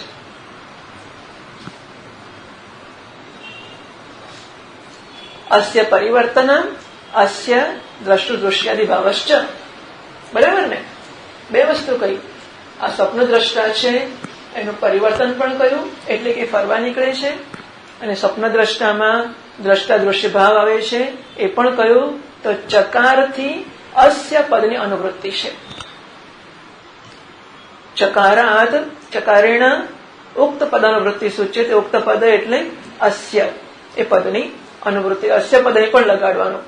અસ્ય પરિવર્તનમ અને અસ્ય દ્રષ્ટુ દૃશ્યાદિભાવશ્ચ ત્વયા ભાવશ્ચ ઇતિ ત્વયા ઉક્તમ. તો આ જે સ્વપ્નદ્રષ્ટા આત્મા છે એ પરિવર્તન કરે છે એવું પણ તમે કહ્યું, અને એ દ્રષ્ટા બને છે એવું પણ તમે કહ્યું. પછી પાછું દ્રષ્ટુ દૃશ્યાદિભાવ આદિ છે. ટીકાકાર કહે છે આદિના શ્રોતવ્યાદિભાવ ગૃહ્યતે. તો હવે સ્વપ્નમાં ખાલી જોતો જ હશે કે સાંભળતો જ હશે ને? સાંભળતો સૂંઘતો બધું કરતો હશે. તો દ્રષ્ટુ દૃશ્યાદિમાં આદિ એટલે શ્રોતવ્ય, શ્રોતા, બાકીના બધા એ બધા ભાવો પણ ગણી લેવાના. કામાદિ સંબંધે દ્રષ્ટુ ન શુદ્ધતા ઇતિ ફલિતમ આહ. હવે કામના જોડે દ્રષ્ટાનો સંબંધ થતો હોય તો દ્રષ્ટા શુદ્ધ રહે કે ના રહે? ના જ રહે ને. કેવી રીતે રહે? એટલે તમે તો ખાલી વિધાન કર્યું બહુ પ્રમાણિકતા પવિત્રતાથી કે કામના પ્રમાણે ફરવા નીકળે છે, એટલું તમે કહ્યું, એનાથી એવું નક્કી થઈ ગયું કે એ અશુદ્ધ છે. એ વાર્તિકકારે કહ્યું કથમ શુદ્ધ તથા સતી. તથા સતી અયમ સ્વપ્નદ્રષ્ટા કથમ શુદ્ધ. જો એવું હોય કે સ્વપ્નદ્રષ્ટા પરિવર્તન કરતો હોય અને સ્વપ્નદ્રષ્ટા દ્રષ્ટા દૃશ્ય ભાવ પ્રાપ્ત કરતો હોય તો પછી સ્વપ્નદ્રષ્ટા કે આત્મા છે એ શુદ્ધ કેવી રીતે રહેશે? ટીકામાં આત્મન ન કામાદિ યોગ અસ્તિ ત્યાહ. તો કે છે ના ના, આત્માને કામાદિનો યોગ સંબંધ થતો નથી. એ વાર્તિકકાર કહે છે મા એવમ સ્વતઃ અવબુદ્ધત્વાત. મા એવમ, તમે કહો છો એવું નથી. તત્ર હેતુમાં કેમ એવું નથી? તો કે સ્વતઃ અવબુદ્ધત્વાદ, કારણ કે પોતે જ્ઞાન સ્વરૂપ છે. સ્વતઃ અબુદ્ધત્વાદ. ટીકામાં બોધ એક રસસ્ય અજ્ઞાન અસંબંધેપી કામની સંબંધસ્ય આદિતિ છે. તો ભલે ને જ્ઞાન સ્વરૂપ છે માટે એનામાં અજ્ઞાન ના હોય, પણ કામના સાથે સંબંધ તો હોઈ શકે. બરાબર છે? શંકા, બસ ખાલી શંકા કરે છે. તો અમે અજ્ઞાનની ક્યાં વાત કરીએ? અમે તો કામના સંબંધની વાત કરીએ છીએ. તો જ્ઞાન સ્વરૂપ આત્માનો અજ્ઞાન જોડે સંબંધ ભલે ના હોય, પણ એનો કામ સાથે સંબંધ તો હોઈ શકે ને, તો શુદ્ધિ આવી જશે ને. એટલે ચેત શંકા કરીને ન ઇત્યાહ, તો કે છે ના, વાર્તિકમાં અજ્ઞાનેન સંગતિ એ પણ નહીં થાય. નહીં, પછી એ તો પતિ ગયું અજ્ઞાન સંગતિ મુક્ત. અચ્છા, તો માં એવમ સ્વતઃ બુદ્ધત્વાદ કુતઃ અજ્ઞાન સંગતિ, એ જ્ઞાન સ્વરૂપ છે માટે અજ્ઞાન જોડે સંગતિ કેવી રીતે થશે? તો કે અજ્ઞાન જોડે ના થાય તો કઈ નહીં, કામ જોડે સંગતિ ખરી કે નહીં? એના જવાબમાં કહે છે અજ્ઞાન સંગતિ મુક્તવા ન સ્યાત તજ્જેન સંગતિ. અજ્ઞાન સાથે સંબંધ છોડી દઈએ એટલે કે ન થાય તો તજ્જ એટલે અજ્ઞાન જ, અજ્ઞાનમાંથી જન્મેલા કામ જોડે સંબંધ થતો નથી. બરાબર? જો દોરડી પર સાપ ના હોય તો સાપનું ઝેર દોરડીમાં લાગતું નથી. એટલે અજ્ઞાન હોય તો અજ્ઞાન સાપ જન્મે અને સાપનું ઝેર લાગવાની શંકા જન્મે. ટીકામાં દ્રષ્ટુ અજ્ઞાન તજ્જ અસંબંધે ફલિતમ આહ. તો દ્રષ્ટાનો અજ્ઞાન જોડે સંબંધ નથી, એમાંથી જન્મતા કામ સાથે પણ સંબંધ નથી. તો ફલિત શું થાય છે? વાર્તિક કહે છે એવમ યસ્માત સ્વતઃ શુદ્ધ દ્વિતીય અસંગતે અયમ આત્મા તસ્માત સ્વતઃ મુક્ત કૂટસ્થ જ્ઞપ્તિ માત્રતઃ. કારણ કે આત્મા દ્વિતીય સાથે, આ આત્મા અયમ આત્મા, કારણ કે આ આત્મા દ્વિતીય સાથે સંગતિ કરતો નથી માટે સ્વતઃ શુદ્ધ, સ્વરૂપથી શુદ્ધ છે. તસ્માત તેથી સ્વતઃ મુક્ત, અને માટે એ પોતે મુક્ત પણ છે. કૂટસ્થ જ્ઞપ્તિ માત્રતઃ, કૂટસ્થ જ્ઞપ્તિ સ્વરૂપ છે માટે, માત્ર કૂટસ્થ જ્ઞપ્તિ સ્વરૂપ છે. માત્રતઃ ટીકાકાર કહે છે ઉક્ત રીત્યા દ્વય અયોગાત આત્મા યતઃ સ્વતઃ શુદ્ધ. આ રીતે દ્વૈતની અનુકૂળતા કે શક્યતા કે સંભાવના નથી માટે આત્મા કારણ કે સ્વરૂપથી શુદ્ધ છે માટે સ્વરૂપથી મુક્ત છે. કોટસ્થ ચિન્હ માત્ર જ્ઞાન સ્વરૂપ છે એવો અર્થ છે. પછી માત્ર તહ, આ તહસીલ એટલે પ્રથમ અર્થે તસિંહ, માત્ર તહ આ જે તસિલ પ્રત્યય લગાડ્યો છે માત્ર પ્રથમાના અર્થમાં છે, એટલે કે કોટસ્થ જ્ઞપ્તિ માત્ર આત્મા એટલું છે. આત્મા એટલે કોટસ્થ જ્ઞપ્તિ માત્ર છે માટે કહીને કશું કહેવાનું નથી. જો હેતુ આગળ આવી ગયો તસ્માત સ્વતઃ મુક્ત, દ્વિતીય અસંગતે હે સ્વરૂપથી શુદ્ધ છે માટે બીજા જોડે સંબંધ નથી, માટે આત્મા સ્વતઃ મુક્ત છે અને માટે કોટસ્થ જ્ઞપ્તિ માત્ર છે એવું કહેવાનું છે. કોટસ્થ જ્ઞપ્તિ માત્ર છે માટે, એટલે આ તહસીલ પંચમીના અર્થમાં નથી. કોટસ્થ જ્ઞપ્તિ માત્ર તો અહમ ગૃહતઃ આગચ્છામી, તો ગૃહતઃ પંચમી કરીએ ને તહસીલ લાગે, બધી વિભક્તિ માટે તહ લગાડતા હોય છે. તો તહસીલ કે ત પ્રત્યય લાગે આ, ત્યારે ગૃહતઃ પંચમીના અર્થમાં કે બીજી વિભક્તિના અર્થમાં હોઈ શકે, અથવા હેતુ બતાવતો હોય. અહીં જે લાગ્યો છે માત્ર પ્રથમાના અર્થમાં છે, કોટસ્થ જ્ઞપ્તિ માત્ર આત્મા એટલું. આગળ આત્મનઃ કામાદિ સંબંધ અભાવ દૃષ્ટાંતેન સ્પષ્ટયતિ. આત્માનો કામ વગેરે સાથે સંબંધ નથી એ દૃષ્ટાંતથી બતાવતા વાર્તિકકાર કહે છે ન યથા શ્રોત્ર વિજ્ઞાનમ રૂપેણ એતિ સમાગમમ. સંસારેણ તથા એવ આત્મા કૌટસ્થ્યાત સંગતિમ ન એતિ.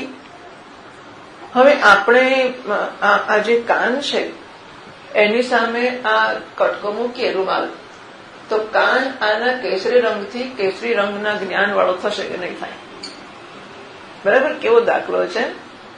ન યથા શ્રોત્ર વિજ્ઞાનમ રૂપેણ સમાગમમ એતિ. તો કાનનું વિજ્ઞાન છે એ રૂપની સાથે સમાગમ પ્રાપ્ત કરતું નથી. તથા એવ આત્મા કૌટસ્થ્યાત સંસારેણ સંગતિ ન એતિ. એવી જ રીતે કારણ કે આત્મા કૌટસ્થ છે માટે સંસાર સાથે સંગતિ પ્રાપ્ત કરતો નથી. પ્રશ્ન જ નથી આવતો કે નાક જોવા મળે, કાન સૂંઘવા મળે, આંખ સાંભળવા મળે. હતું છે કોઈ જાણ્યું? બસ એવી રીતે આત્મામાં મારામાં શુદ્ધિ. એટલે જયારે આમ જરા ડોળાઈ જાય ને એવું લાગે કે અરે રે ખોટું થઈ ગયું, તેમ તો કાનને દેખાય ખરું? ના દેખાય ને, બસ તો મારામાં કશું ના થઈ શકે, હું શુદ્ધ છું. મારી ઠોકીને આ એક જ રસ્તો છે, સમજ્યાથી કશો ફેર નથી પડવાનો. સમજીએ કે ના સમજીએ, ઠોકી બેસાડવું તો પડશે જ, તો નક્કી જ છે. સમજ્યા પછી પણ આ કરવું જ પડશે. ના સમજીને કરવા માંડીશું તો કરતા કરતા સમજ પડવા માંડશે. પણ કરવાનું તો આ જ છે કે જેટલી વાર શુદ્ધિ જન્મે એને કહીએ કે હું કુટસ્થ જ્ઞપ્તિ સ્વરૂપ છું, તો મારામાં કશો જ સ્પર્શ કે આંદોલન જન્માવી શકે એમ નથી, મને મલિન કરી શકે એમ નથી. અત્યંત શુદ્ધ ઈચ્છાઓની વાત છે, અત્યંત સ્વાર્થની અને મલિનતાવાળી વાસનાઓની ઈચ્છાઓ હશે ત્યારે કે આ બધું કામ નથી કરવાનું. પરંતુ અત્યંત શુદ્ધ વ્યક્તિત્વ એટલે એ તો મહેનત કરી કરી કરી કરી કરીને બનાવવું જ પડશે. અને બનાવ્યા પછી જ નાને મોટે કે મહમ પાપમ કરવમ કે મહમ સાધુના કરવમ કંઈક હર્ટ અને ગીટ જન્મી જતી હોય તો જરા કામ તેમ ખંખેરીને પંખો નાખીને દૂર કરી દેવું, એટલું. તો મારામાં કોઈ પ્રકારનો સંબંધ, કારણ કે હું કુટસ્થ છું એટલે સંસારનો શોક મોહનો સુખ દુઃખનો સંબંધ થઈ શકતો નથી. ટીકામાં તત્ર માનત્વેન અથ ઇત્યાદિ વાક્યમ આદત્તે. પ્રમાણ તરીકે હવે અથ એ વાક્ય, અથ યદાયલાવેની કંડિકા 19મી કંડિકા છે એને કહેવામાં આવે છે. એ વાર્તિક છે તે અર્થસ્ય અવબોધાર્થમ પરઃ ગ્રંથ અવતાર્યતે. આ વસ્તુ બતાવવા માટે કે આત્મા શુદ્ધ છે, કામના સાથે એનો કોઈ સંબંધ નથી, એ બતાવવાને માટે હવે પછીની કંડિકા છે. ટીકામાં ઉક્તમનુદ્ય અથ ઇત્યાદિ વ્યાચષ્ટે. આ કયા પછી હવે અથ ઇત્યાદિ કંડિકા છે એની સમજૂતી આપતા વાર્તિકકાર કહે છે વિશુદ્ધિમ વ્યતિરેકમ ચ સ્વપ્ન જાગ્રત અવસ્થયોઃ ઉક્ત્વા આત્મનઃ અદ્વયત્વમ ચ સુષુપ્તે અથ અધુના ઉચ્યતે. એટલે જો આગળની કંડિકાઓમાં કહેવામાં આવ્યું કે આત્મા બે અવસ્થાથી વ્યતિરિક્ત છે અને શુદ્ધ છે, એમાં શુદ્ધિ પર શંકા કરી માટે આત્મા વ્યતિરિક્ત અને અશુદ્ધ થઈ ગયો, એ શંકાને દૂર કરી એટલે પાછો આત્મા વ્યતિરિક્ત અને શુદ્ધ થઈ જશે. બરાબર છે? એટલે વિશુદ્ધિ વ્યતિરેકમ ચ, વિશુદ્ધિ અને વ્યતિરેક સ્વપ્ન જાગૃત અવસ્થામાં ઉક્તવા કયા પછી હવે આત્મનઃ અથ અધુના સુષુપ્તે આત્મનઃ અદ્વયતમ ઉચ્યતે. હવે સુષુપ્તિમાં એટલે સ્વપ્ન જાગૃત વિશેની બધી શંકાઓ દૂર થઈ ગઈ, એનાથી અસ્પૃષ્ટ આત્મા છે એવું નક્કી થઈ ગયું. ત્યારે પછી હવે સુષુપ્તિમાં આત્મા દ્વિતીય છે એ કહેવામાં આવશે. હવેની કંડિકામાં ટીકાકાર છે અવસ્થાદ્વયે વિશુદ્ધાદિ કથન અનંતરમ. બંને અવસ્થામાં આત્મા વિશુદ્ધ છે એવું કહી નાખ્યા પછી હવે સ્વપ્ન આપેલી સુષુપ્તિમાં પ્રતિચઃ અદ્વય બ્રહ્મત્વ વિવક્ષિતમ. આત્મા પ્રત્યેક આત્મા અદ્વિતીય બ્રહ્મ છે એની વિવક્ષા હવે પછીની કંડિકામાં છે એમ કહેવામાં આવે છે. હવે કંડિકા વાંચીએ 465 પાન પર 19મી કંડિકા. અથ યદા સુષુપ્તો ભવતિ યદા ન કસ્યચન વેદ પિતા નામ નાડ્યઃ દ્વાસપ્તતિઃ સહસ્રાણી હૃદયાત પુરીતતમ અભિપ્રતિષ્ઠન્તે તાભિઃ પ્રત્યવસૃપ્ય પુરીતતિશેતે યથા કુમારો વા મહારાજો વા મહાબ્રાહ્મણો વા અતિઘ્નિ આનંદસ્ય ગત્વા શયિત एवमेव एषः एतत् श्वेते अथ यदा सुषुप्तो भवति तो હવે આ શંકા તો દૂર થઈ ગઈ કે આત્મા કામનાથી અશુદ્ધ બન્યો છે એ થઈ ગયા પછી હવે જયારે સુષુપ્ત સારી માટે સુઈ ગયેલો છે એટલે કે દર્શન લક્ષણ સુપ્તિ નથી એની બરાબર આગળની સુપ્તિ હતી દર્શન લક્ષણ સુપ્તિ હતી હવે આ દર્શનનું લક્ષણ જેમાં નથી એટલે કે સ્વપ્ન નથી એવી સુષુપ્તિ છે ન કંચન કામમ કામયતે ન કંચન સ્વપ્નમ પશ્યતિ કોઈ કામના પણ નથી કોઈ સ્વપ્ન પણ નથી એવી આ સુષુપ્તિ એવો જયારે થાય છે ત્યારે યદા ન કસ્યચન વેદ ત્યારે કોઈના વિશે એ કશું જાણતો નથી હિતાનામ નાડ્ય દ્વાસપ્તતિ સહસ્રાણી હૃદયાત પુરીતતમ અભિપ્રતિષ્ઠન્તે હૃદયમાંથી દ્વાસપ્તતિ સહસ્રાણી એટલે 72,000 નાડીઓ હૃદયમાંથી 72,000 નાડીઓ એ સંપૂર્ણ શરીરમાં પુરીતતમ અભિપ્રતિષ્ઠન્તે આખા શરીરમાં વ્યાપ્ત થઈને રહેલી છે તાભિ પ્રત્યવસૃપ્ય પુરીતતિ શેતે તો આ જે આત્મા હતો જાગ્રત સ્વપ્ન બંનેમાંથી હવે છૂટો થયો એક ગાઢ સુષુપ્તિમાં છે ઊંઘી જાય છે ત્યારે આ 72,000 જે નાડીઓ છે એ નાડીઓ દ્વારા બુદ્ધિની સાથે વ્યાવૃત એટલે બુદ્ધિ સાથે શરીરમાં જાય છે અને પૂરી તત્વમાં એ સુઈ જાય છે શયન કરે છે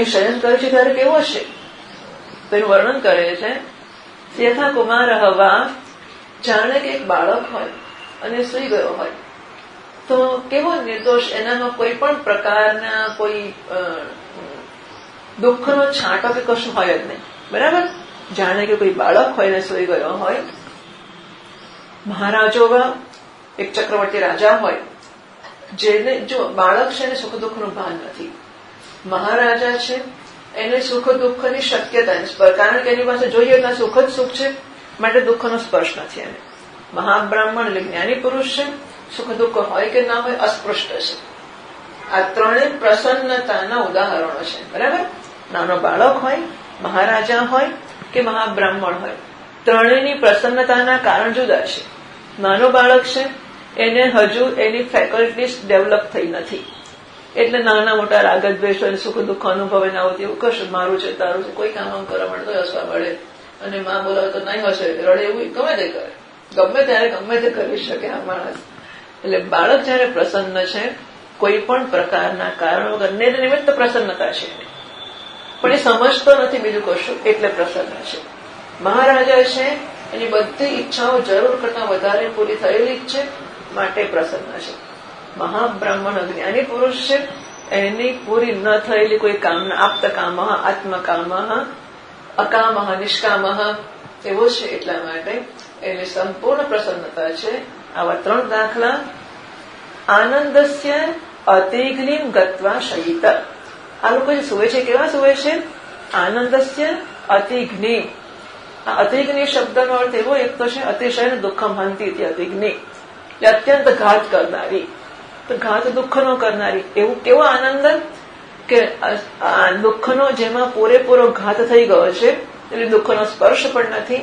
એવી આનંદની અવસ્થાને પ્રાપ્ત કરીને સુવે છે જ્યાં દુઃખનો સ્પર્શ કે પડછાયો પણ નથી આનંદની એવી અવસ્થા પ્રાપ્ત કરીને એ સુવે છે એવમેવ એષઃ એતત છે બસ એવી રીતે આ જે પુરુષ છે આત્મા છે એ જો આત્માને માટે કોઈ દૃષ્ટાંત થઈ શકતું નથી કારણ કે આત્મા પારમાર્થિક સત્ય છે અને લૌકિક કોઈ પણ વસ્તુની સરખામણી નહીં કરી શકે આ તો આપણને આછો પાતળો ખ્યાલ આવે એને માટે આ દાખલાઓ આપ્યા કે સુઈ ગયા પછીનો જે મહારાજા છે સુઈ ગયા પછીનો જે બ્રાહ્મણ જ્ઞાની પુરુષ છે સુઈ ગયા પછીનો જે બાળક છે એ કેવી ઉત્કૃષ્ટ આનંદની અવસ્થામાં છે એવી આનંદની અવસ્થામાં દરેકે દરેક જણ છે આત્મા સુઈ જાય છે ત્યારે સતાસોકે તદા સંપન્ન ભવતી સુઈ જાય ત્યારે સતમાં મળી જાય છે દરેક જણ ત્યારે માત્ર આત્મા કે સત છે એ સિવાય કશું છે જ નહીં ત્યારની જે સ્થિતિ છે બધાની સરખી જ છે કારણ કે બધાનાથી એક જ છે એક જ આત્મા છે જો માટીના આટલા બધા કુંડા બધી જાત જાતની વસ્તુઓ હોય ને આ બધું જયારે માટી બની ગઈ ત્યારે પછી બધી માટી શાંત થઈ ગઈ એવું કહેવાનો પ્રશ્ન જ નથી. પછી માટી એક જ છે. એમ આ બધા ઘણા ગમે એટલા હોય, પણ દરેક જણ સુઈ ગયું ત્યારે દરેક જણ આત્મા બની ગયું. અને માટે પછી આત્મા બધાય આત્મા આવા છે એવું કહેવાનો પ્રશ્ન નથી રહેતો. જે સુઈ જાય છે એ આત્મા છે, આત્મામાં મળી ગયો છે, અને માટે એ એક જ છે. એ આનંદની અતિઘ્ની, નિરતિશય આનંદ, જ્યાં દુઃખનો સ્પર્શ પણ નથી એવો આનંદ પ્રાપ્ત કરીને એતત શેતે, એતત પાછું ક્રિયા વિશેષણ થશે, એતત શયનમ શેતે. એટલે આ શયનની વાત કરીએ છીએ, આગળ પાછળના બીજા શયનો નહીં, વિપ્રકૃષ્ટ શયનો નહીં. 466 પાન ઉપર ટીકાકાર કહે છે, સ્વપ્નેપી શુદ્ધિ ઉક્તા, સ્વપ્નમાં પણ શુદ્ધિ કહેવાઈ ગઈ છે. કેમ સુષુપ્તિ ગ્રહેણ, સુષુપ્તિનું ગ્રહણ કરવાની શી જરૂર છે? એટલે આશંકા, એવી શંકા કરીને ભાષ્યકાર કહે છે, અથ યદા સુષુપ્તો ભવતી યદા સ્વપ્નયા ચરતી તદાપી અયમ વિશુદ્ધ એવ. સુષુપ્ત ભવતી પછી તદા છે, એને બદલે યદા હોવું જોઈએ. તમારામાં છે યદા કરેલું? સરસ, તો યદા કરવું જોઈએ. અથવા પહેલી પાદ નોંધ, જાગ્રત સ્વપ્ન તહ, જો આ તહ છે એ તસીલ પ્રત્યે પંચમી છે.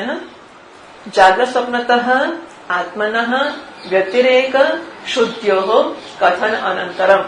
તો જાગ્રત અને સ્વપ્ન એ બંનેની મદદથી આત્માનો વ્યતિરેક અને શુદ્ધિ. તો આત્મનઃ, જો આવું થશે, આત્મનઃ જાગ્રત સ્વપ્નતઃ વ્યતિરેક, આત્માનો જાગ્રત સ્વપ્ન બંને કરતા વ્યતિરેક અને બંનેથી વિશુદ્ધિ કથન એ કહેવાય ગઈ અનંતરમ. એના પછી હવે યદા સુષુપ્તો ભવતી, જ્યારે સૂતો છે. કોણ? અવસ્થાત્રય દ્રષ્ટા, આ બંને અવસ્થાને જોનારો જ્યારે સૂતેલો છે. યદા સ્વપ્ને આચરતી, જ્યારે સ્વપ્ન વૃત્તિથી વિચરણ કરે છે. તદાપી અયમ વિશુદ્ધ એવ, ત્યારે પણ એ વિશુદ્ધ જ છે.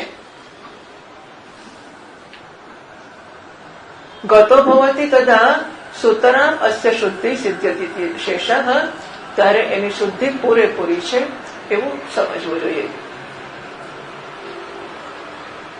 આગળ ભાષ્યકાર કહે છે, અથ પુનઃ યદા હિત્વા દર્શન વૃત્તિમ સ્વપ્નમ યદા યસ્મિન કાલે સુષુપ્તઃ સુષ્ઠુસુપ્તઃ સંપ્રસાદમ સ્વાભાવ્યમ. પછી ગતો છે, ગતઃ લખેલું છે. ગતો ભવતી સલિલમ ઇવ અન્ન સંબંધ કાલુષ્યમ હિત્વા સ્વાભાવ્યેન પ્રસિદ્ધતી. સ્વાભાવ્યમ પછી ગતો એક ઉમેરવું પડશે. અથ પુનઃ યદા હિત્વા દર્શન વૃત્તિ સ્વપ્નમ. હવે જ્યાં આ બધા કર્મફળોનું દર્શન કરતો હતો એવા સ્વપ્નને છોડીને યદા યસ્મિન કાલે, જે સમયે સુષુપ્ત સુષ્ઠુસુપ્ત, જયારે સારી પેઠે સુઈ જાય છે. સારી પેઠે પહેલી પાદનો વિશેષ જ્ઞાન વિક્ષેપ અભાવેના સંપ્રસન્ન. હવે એનામાં વિશેષ વૃત્તિ નથી, એટલે સામાન્ય વૃત્તિ સુષુપ્તિમાં સ્વીકારવામાં આવે છે. એટલા માટે કે જયારે માણસ જાગે છે ત્યારે જાગીને કહે છે ઊંઘમાં મજા પડી ગઈ. તો ઊંઘમાં જે અનુભવ થયો એનું સ્મરણ જાગ્યા પછી કરે છે. અને યા સ્મૃતિ સાનુભવ પૂર્વિકા, સ્મૃતિ હંમેશા અનુભવથી પ્રેસિડ થયેલી હોવી જોઈએ. પહેલા અનુભવ થયો હોય પછી જ સ્મૃતિ હોઈ શકે. તો જાગીને સ્મૃતિ કરે છે, યાદ કરે છે કે ઊંઘમાં મજા પડી ગઈ હતી. એનો અર્થ કે ઊંઘમાં અનુભવ થયો હોવો જોઈએ. આનંદનો અનુભવ થવા માટે અનુભવ થાય છે એની વૃત્તિ જન્મવી જોઈએ. આનંદના અનુભવની વૃત્તિ જન્મે. આ ઘડો ગમે તો શીતળ હોય, પણ મારામાં શીતળતાનો ખ્યાલ જન્મે, હું આમ અડકીને મૂકી દઉં, મને ખબર ના પડે કે ઠંડો છે, તો મને યાદ કેવી રીતે આવશે કે ઘડો ઠંડો હતો? અત્યારે ઘડાને સ્પર્શ કરું અને ઘડો ઠંડો છે એવું લાગે મને, અરે ઠંડો ઠંડો બરફ જેવો ઠંડો છે, એવો અનુભવ થાય. પછી એનું સ્મરણ રહે, સંસ્કાર રહે, પછી ક્યારેક મને યાદ આવે કે પેલો ઘડો ઠંડો હતો, પણ હું ઘડાને અડકું અને એના શીતળ સ્પર્શનો અનુભવ મને થાય જ નહીં. હાથે મોજા પહેર્યા છે ગમે તે કારણથી, જો ના થાય તો સ્મરણ કેવી રીતે થાય? બરાબર છે. એટલે સુષુપ્તિમાં જો માણસને અનુભવ સુખનો થાય છે, એની વૃત્તિ ન જન્મતી હોત તો સંસ્કાર ના હોત, તો જાગીને સ્મૃતિ ના થઈ હોત, સુખમાં મસ્વાપસમ ન કિંચનમય અવેદિશમ, હું સુખે ઊંઘી ગયો, બાકી કઈ ખબર નહીં, દુનિયામાં જે થયું તે હું ઊંઘી ગયો. હવે જાગીને કઈ ના શક્યો હોય પણ કે છે, એનો અર્થ કે સ્મૃતિ છે, એનો અર્થ કે સંસ્કાર છે, એનો અર્થ કે અનુભવ છે, એનો અર્થ કે વૃત્તિ છે. એટલે સુષુપ્તિમાં સામાન્ય વૃત્તિ સ્વીકારવામાં આવે છે.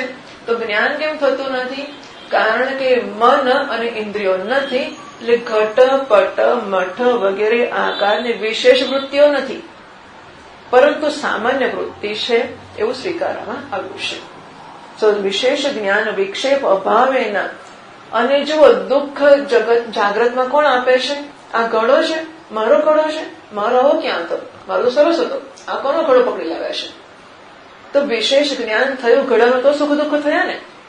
વિશેષ જ્ઞાન ના થતું હોય તો સુખ દુઃખ જન્મતા જ નથી. આપણે આમ હરતા ફરતા જતા રહીએ અને કેટલા ઝાડ છે, શેના ઝાડ છે, કયા ઝાડ છે, કોનો બગીચો છે, હવે કઈ ચિંતા જ ના હોય આપણને, તો આપણને વસ્તુઓનો કઈ સંસ્કાર જન્મતા નથી. એટલે વિશેષ જ્ઞાન થાય, ઓ આ ઝાડ છે, આંબો છે, એ બાવળ છે, જોજો સાચવજો, આંબો છે, જો વાલના ખેતરમાંથી પસાર થયો, જોજો વાલના ખેતરમાં જશો ને, તમને વા થયો હશે, વા વધી જશે. વાલના ખેતરમાંથી ના પસાર થવાય વાના દર્દી માટે. તો આ વાલનું ખેતર છે એ ખબર પડી પછી સુખ દુઃખ થયા ને, પછી ટાળો કે પ્રસન્ન કરો એવું થયું. તો વિશેષ જ્ઞાનથી સુખ દુઃખ વગેરે જન્મે છે. વિશેષ જ્ઞાન ના હોય તો હોવા માત્રથી કે સામાન્ય વૃત્તિથી આપણને સુખ દુઃખ જન્મતા નથી. અતિ સુષુપ્તિમાં વિશેષ જ્ઞાન નથી, માટે સંપ્રસન્ન એ સ્વરૂપને પ્રાપ્ત થયેલો સ્વરૂપનો આનંદ અનુભવે છે. સુષ્ટુ સપ્ત સંપ્રસાદમ સ્વાભાવ્યમ. સ્વાભાવ્યમ એટલે સ્વસ્વરૂપ બ્રહ્મ ઐક્યમ, પોતાના સ્વરૂપ એવા બ્રહ્મ સાથે ઐક્યને ભવતી સ્વાભાવિક ગતો ભવતી. હા, એ સ્વાભાવને પ્રાપ્ત એટલે પેલું ટીકામાં ગતો ભવતી છે ને, એ ગતો ક્યાંથી લાવવાનો? એટલે ભાષ્યમાં બીજા પાઠમાં ગતો છે, એ ગતોની ટીકા કરે વાત કરી. ગતો ભવતી તદા, કારણ કે યદા કયું છે, યદા ગતો ભવતી, પછી તદા નથી કહ્યું પાછું.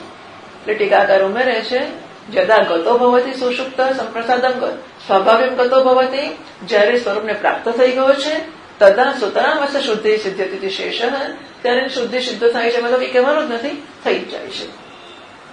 સલિલમ એવા અન્ય સંબંધ કાલુષ્ય હિત્વા, તો જળ પોતાના બધા જ કાલુષ્ય કે મલિનતાને છોડીને સ્વાભાવ્યના પ્રસિદ્ધતિ. આ સલિલ આત્મા માટે શબ્દ વપરાશે, આગળ એ પણ આવવાનો છે. એટલે સલિલ જળ કેવું પ્રસન્ન અને શાંત હોય છે, એવો આ આત્મા બધી અશુદ્ધિ છોડીને પ્રસન્ન શાંત પોતાના સ્વરૂપને મળેલો હોય છે. ઓમ પૂર્ણમદ પૂર્ણમિદમ પૂર્ણાત પૂર્ણમુદચ્યતે પૂર્ણસ્ય પૂર્ણમાદાય પૂર્ણમેવાવશિષ્યતે. ઓમ શાંતિ શાંતિ શાંતિ. શંકરમ શંકરાચાર્યમ કેશવમ બાદરાયણમ સૂત્રભાષ્ય કૃતૌ વંદે ભગવन्तौ પુનઃ પુનઃ. ઈશ્વરો ગુરુરાત્મેતિ મૂર્તિભેદ વિભાગિને વ્યોમવદ્વ્યાપ્ત દેહાય દક્ષિણામૂર્તયે નમઃ. ઓમ શાંતિ શાંતિ શાંતિ. હરિઃ ઓમ. શ્રી ગુરુભ્યો નમઃ. હરિઃ ઓમ.